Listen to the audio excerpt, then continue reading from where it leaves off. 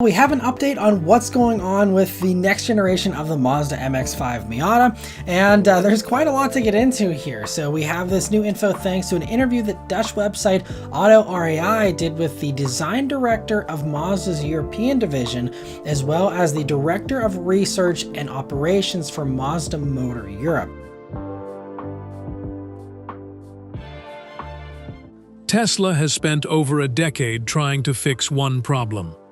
BYD has thrown billions at it, and neither one has actually solved it. That problem is range anxiety, the fear that your battery dies before you reach home. But while every EV giant on the planet kept building bigger, heavier, more expensive batteries, one company quietly went the other way. Mazda pulled a forgotten engine out of storage, an engine most people assumed was dead, and used it to do what a $100,000 battery pack couldn't. So what exactly did Mazda bring back? And why is it making the rest of the EV industry look slow? Stick around, because this one gets strange fast. The problem nobody wanted to admit. Every electric car ever sold has carried the same quiet fear in the back seat. It doesn't matter if it's a $200,000 Tesla Model S, or a budget hatchback from a brand you've never heard of. The moment the battery meter drops below 20%, something in the driver's chest tightens. Will there be a charger at the next stop? Will it actually work? Will it be fast enough, or will this errand turn into a 90-minute wait in a parking lot? Tesla built its entire brand on solving this. Superchargers everywhere, bigger batteries every year, software that predicts your route down to the percentage point. And it helped. Nobody can deny that Tesla changed what an EV could do. But even Tesla owners, the most loyal fan base in the auto industry, but I recommend if you're a new Tesla owner and you're not sure if you need to or not, still plan road trips around charging stops, the way people used to plan around gas stations in the middle of nowhere. The fear didn't disappear. It just got smaller. BYD took a different approach and threw sheer scale at the problem. Cheaper batteries, faster manufacturing, more range for less money. China's charging infrastructure grew alongside it, and for a while it looked like BYD might simply outproduce everyone else's anxiety away. But outside of China, in places where charging networks are patchy or still being built, that same anxiety followed BYD's cars right out of the factory gates. Here's the part almost nobody says out loud. The battery-first approach has a ceiling. Every extra kilowatt-hour of range means more weight, more raw materials, more cost, and more time spent charging that bigger pack from empty. Car companies have been racing to build the biggest battery like it's the only lever they have. Bigger battery, more range, problem solved, at least on paper. But bigger batteries don't fix the moments that actually cause panic. A closed highway, a dead charging station, a rural road 3 hours from the nearest fast charger. In those moments, a battery, no matter how big, is still just a battery. It runs out. And when it runs out, the car stops. Whether it costs $30,000 or $130,000. There's a financial side to this too, one that rarely makes it into the flashy launch videos. Every extra kilowatt-hour of battery capacity adds real cost to the sticker price, cost that gets passed straight to the buyer. That's part of why long-range EVs from most major brands still sit well above what an average family can comfortably afford, even after years of promises that EVs would eventually get cheaper than gas cars. Chasing range through battery size alone doesn't just add weight, it quietly prices out a huge chunk of the market that would otherwise be ready to switch. This is the exact gap Mazda spotted. Not a gap in battery chemistry or charging speed, but a gap in the whole approach. Instead of asking, "How do we make the battery bigger?" Mazda asked a completely different question. What if the car could make its own electricity when it needed to? without touching the battery race at all? That question sounds simple. It isn't. Most attempts at range-extending generators in the past have been clunky, heavy, and about as elegant as bolting a lawnmower engine under the hood. They added weight, ate up cargo space, and undercut the entire point of driving electric in the first place. Multiple automakers tried range extenders over the years and quietly shelved them, because the tech available just wasn't compact or efficient enough to make sense. Look at BMW's old i3 with its range extender option, a small motorcycle-style engine tucked awkwardly into the rear of the car. BMW engine. This comes in several different BMWs and Mini Coopers. It worked, technically, but it never felt like a real solution. It felt like a patch, something bolted on to quiet complaints, rather than something designed into the car from day one. Other automakers watched that experiment fizzle and drew the wrong lesson from it. They assumed the whole idea of a range extender was flawed, instead of realizing the specific engine used just wasn't right for the job. Mazda had something almost nobody else had access to, a piece of engineering history sitting in a drawer, largely written off by the rest of the industry as a relic. And that's where this story takes its first real turn, because the fix Mazda landed on wasn't a new invention at all. It was something the company built decades ago, for a completely different reason, in a completely different car. The quiet comeback. The car that proved this whole idea wasn't a fantasy is the Mazda MX-30 REV. It doesn't look dramatic. It's a compact crossover, the kind of car you'd walk past in a parking lot without a second glance. But under that unremarkable shell sits the same rotary concept that powered Mazda's cult sports cars, reworked into something completely different, a generator, and only a generator. Here's the key detail almost every headline about this car got wrong at first. The rotary engine in the MX-30 REV never touches the wheels. It has no mechanical connection to how the car moves at all.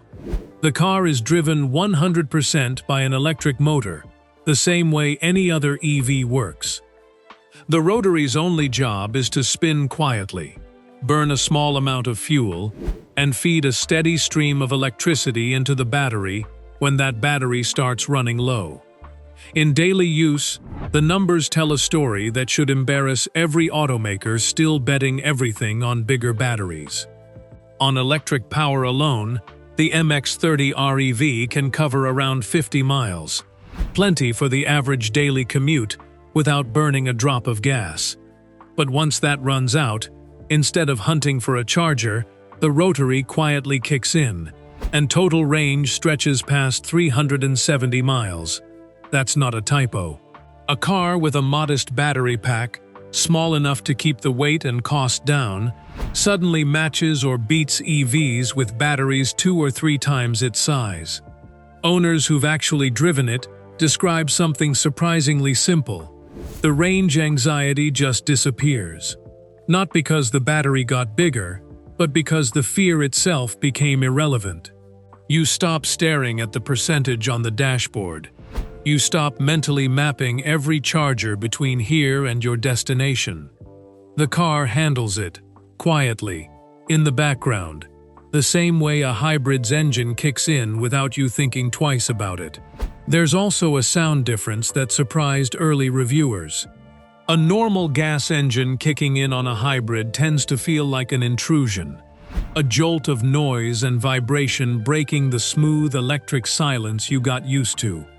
Reviewers who spent time with the rotary generator describe something closer to a soft hum, easy to miss entirely if you're not paying attention. That's the rotary's old party trick. The same smoothness that made it beloved in sports cars, now doing quiet, unglamorous work in the background of a family crossover. There's a detail buried in Mazda's plans that turns this from a clever engineering trick into something bigger. The rotary generator is also designed to run on liquefied petroleum gas, not just gasoline. That means in a disaster zone, after a storm knocks out the power grid, one of these EVs could sit there and generate electricity for a home, or a shelter, or emergency equipment, running on a fuel source that's often easier to store and transport than gasoline. Mazda has openly said it wants to send these vehicles to areas hit by natural disasters, turning a personal car into a portable power source when it's needed most. None of this required Tesla-style supercharger networks. None of it required BYD-style factory scale. It required a company willing to look backward at something everyone else had already declared dead, and ask a different question than the one the rest of the industry was asking. While competitors kept pouring billions into bigger cells and faster charging, Mazda spent a fraction of that reviving a 50-year-old idea and pointing it in a new direction. And this wasn't a one-off experiment buried in a lab. Mazda actually shipped it, sold it, and let real drivers put real miles on it. That's the part that should worry every automaker still treating range anxiety as a battery-size problem. The fix already exists, it's already on the road, and it didn't come from a battery lab. It came from a drawer full of parts everyone assumed the industry had closed for good.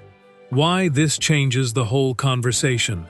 Step back from the individual announcements for a second, and look at the shape of the whole thing. Tesla's strategy is scale. Build enormous factories. Produce millions of cars. Push battery costs down through sheer volume.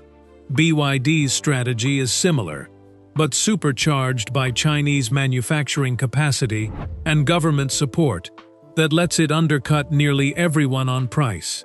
Both of these strategies require staggering amounts of capital, years of factory construction, and a bet that battery costs will keep falling fast enough to justify the investment.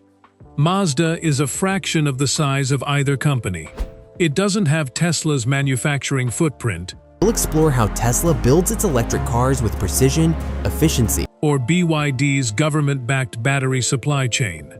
If Mazda tried to beat either company at their own game, building bigger factories and chasing bigger batteries, it would lose, and lose badly.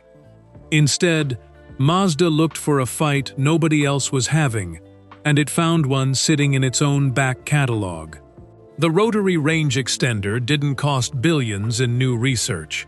It reused an engine platform Mazda already understood better than any other company on Earth, because it's the only company that ever mass-produced rotary engines at scale. That's an advantage money literally cannot buy for a competitor.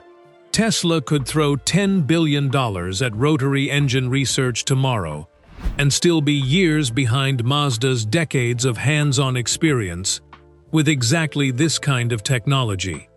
This is why the framing of range anxiety as purely a battery problem never made sense from Mazda's position. A bigger battery is the obvious answer, the one every well-funded company reaches for first, because it's straightforward and it works, at least until you hit the ceiling of cost, weight, and charging time. Mazda didn't have the budget to compete on that ceiling, so it built a different kind of car entirely, one that sidesteps the battery size arms race instead of trying to win it. For buyers, the real-world impact is simple. Instead of paying for an enormous battery pack you might use 10% of on a normal week, you get a smaller, cheaper battery that handles daily driving on electricity alone, backed by a compact generator that only kicks in on the rare trip where you actually need it. Less weight to haul around every single day. Less raw material mined and shipped to build a pack that mostly sits half empty. Lower cost, without giving up long-distance capability. There's a longer-term angle here too, one that goes beyond a single generation of cars.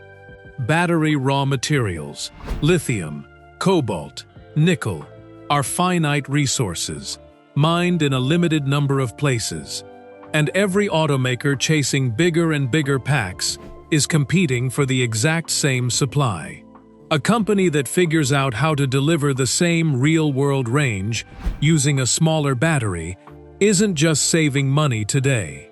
It's positioning itself for a future where those raw materials get scarcer and more expensive, regardless of how the rest of the industry's battery costs shake out. For the industry as a whole, Mazda's approach is a quiet challenge to an assumption almost nobody questioned out loud: that solving EVs means an endless race toward bigger batteries. If a mid-sized automaker with a fraction of Tesla's resources can solve range anxiety this cheaply, using technology from the 1970s reimagined for 2026, it raises an uncomfortable question for every company. Mazda is still working on electrification. The company unveiled the MX-30 that just spent billions chasing the opposite solution. What if the expensive answer was never the only answer? The engine everyone left for dead. If you know cars at all, the word rotary probably makes you think of one thing: the RX-7, or maybe its screaming, high-revving successor, the RX-8. These were cult cars, lightweight, sharp handling, obsessively loved by a small but fiercely loyal fan base who would defend the rotary engine to the death in any online comment section. But outside that fan base, the rotary engine had a reputation problem that never really went away. The rotary, sometimes called a Wankel engine, works completely differently from a normal piston engine. Instead of pistons moving up and down, it uses a spinning triangular rotor inside an oval-shaped housing. That spinning motion is smoother and can rev far higher than a piston engine of the same size. It's also tiny and light for the power it makes, which is exactly why sports car engineers loved it. But it had real problems too. It burned through oil faster than drivers expected. Fuel economy was rough. Emissions regulations got tighter every year, and the rotary struggled to keep up. By 2012, Mazda quietly ended production of the RX-8, and with it, the last rotary-powered car most people had ever heard of. Car enthusiasts mourned it like a death in the family. Everyone else simply forgot it existed. Mazda had actually been building rotary engines since the 1960s. Longer than almost any other technology decision the company ever made. It was practically part of the brand's identity, the thing that separated Mazda from every other Japanese automaker making sensible, reliable, forgettable engines. Losing the rotary wasn't just losing a product line. For a lot of longtime fans, it felt like losing the one thing that made Mazda interesting at all. For nearly a decade, that's exactly what happened. The rotary engine became a museum piece, something car magazines brought up in nostalgia articles and YouTube retrospectives, but nothing an actual buyer expected to see under a hood again. Mazda itself seemed to treat it the same way, focusing instead on its efficient Sky-active engines and, eventually, on joining the EV race everyone else was already running. Here's what most people missed while they were busy writing the rotary's obituary. The exact qualities that made it a flawed sports car engine made it a nearly perfect generator. A rotary doesn't need to constantly change speed the way it does in a sports car, chasing redline through a canyon road. As a generator, it can spin at one steady, efficient RPM, doing one simple job: turning fuel into electricity to top up a battery. No gearbox needed. No direct connection to the wheels at all. Just a small, light, smooth-spinning unit, quietly doing double duty as an onboard charging station. That single realization is what brought the rotary back from the dead. Mazda's engineers weren't trying to build a sports car engine anymore. They were building a tiny, silent generator that happened to share its DNA with the same design once found in RX-7 taillights and RX-8 spec sheets. And because the rotary is so compact, it could be tucked into a car without wrecking the cargo space or the driving feel that makes an EV worth buying in the first place. Even inside Mazda, this wasn't a universally popular idea at first. Plenty of engineers who'd spent their careers on the rotary as a performance engine had to unlearn everything they thought they knew about what made it special. A sports car rotary is tuned to scream at high revs and deliver a thrilling driving feel. A generator rotary needed the opposite. Calm, steady, forgettable operation, running at one efficient speed for as long as possible, without anyone in the car noticing it's even on. Turning a race-bred engine into a quiet appliance took a real shift in thinking, not just a few tweaks on a test bench. Most people who watched Mazda quietly test this idea assumed it was a nostalgia project, something for die-hard fans rather than a real production plan. A rotary in an EV sounded like a marketing gimmick. So in this area is the rotary engine, and then in this area is the electric, as I understand. A company waving its history around instead of innovating. What almost nobody predicted was that this gimmick would end up solving the one problem the entire EV industry had failed to crack, with brute force and bigger battery packs. The bigger game Mazda is playing. Here's where this stops looking like a clever side project and starts looking like a full strategy. The rotary generator isn't the whole story. It's one piece of a much larger board Mazda has been quietly setting up, piece by piece. While most headlines were busy watching Tesla and BYD slug it out over price cuts and supercharger access. In January of 2026, Mazda pulled the cover off the CX-6e at the Brussels Motor Show, a mid-size electric SUV built through its partnership with China's Chang'an Auto. It's not a small car either, a bit longer than a Tesla Model Y, built to compete directly in the exact segment where Tesla and BYD have been fighting hardest. This isn't Mazda dabbling in EVs to check a box. It's Mazda targeting the same buyers Tesla and BYD are chasing, using a partnership that lets it move fast without burning through billions on in-house battery development.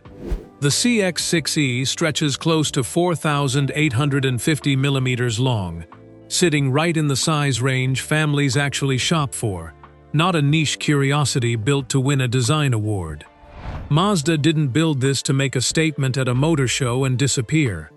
It built it to sit on dealer lots next to gas-powered crossovers and give buyers a real, practical alternative. One built on a platform proven with a partner who already knows how to build EVs at scale.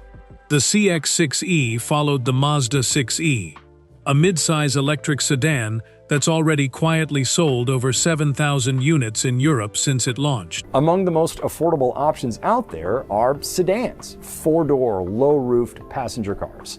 The vast majority of those are made by foreign automakers. 7,000 cars isn't a headline-grabbing number next to Tesla's production figures, but it's proof that people are actually buying these things, not just admiring them at motor shows. Mazda built a real EV, sold it to real customers, and is now doing it again. Then comes the announcement that genuinely stunned longtime Mazda fans. In July of 2026, Mazda's CEO confirmed that the next-generation MX-5, the tiny, beloved roadster that's been a driver's favorite for over 3 decades, will get a fully electric version. This is the car people cross-shop, with sports cars costing 3 times as much, purely because of how it feels to drive. Mazda isn't treating electrification as a threat to that feeling. The company has publicly said its target curb weight for the electric MX-5 sits between 1,000 and 1,200 kilograms, an almost stubborn insistence on keeping the car light.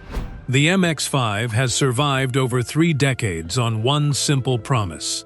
It's light, it's cheap to run, and it's fun in a way that has nothing to do with straight-line speed or spec sheet numbers. Every rumor of an electric MX-5 over the years came with the same fan panic, the fear that batteries would turn a nimble little roadster into a heavy, numb shadow of itself. By publicly committing to a curb weight target, Instead of just a range number or a horsepower figure, Mazda directly answered that fear before it could spiral. On a car its most passionate fans would have crucified it for getting wrong.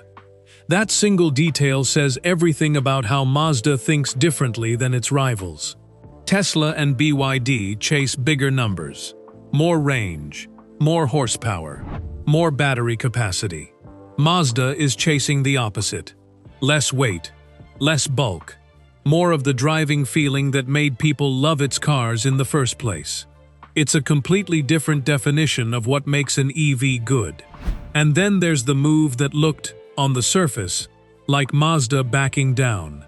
The company pushed its fully in-house, from-scratch EVs from a planned 2027 launch back to 2029, and quietly cut its own EV sales target from 40% down to 15% of sales by 2030. Some headlines framed this as Mazda giving up on electric cars entirely. So here's where it leaves us. Tesla and BYD are still racing toward bigger batteries and faster chargers, betting billions that scale alone solves range anxiety.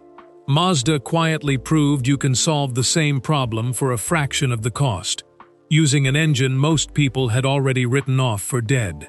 One path is expensive and obvious. The other is cheap, strange, and apparently working. If you had to bet your own money, would you trust a bigger battery or an old engine making a comeback nobody saw coming? Drop your answer in the comments. Hit like if this changed how you see the EV race, and subscribe, because Mazda isn't done making moves yet, and neither are we.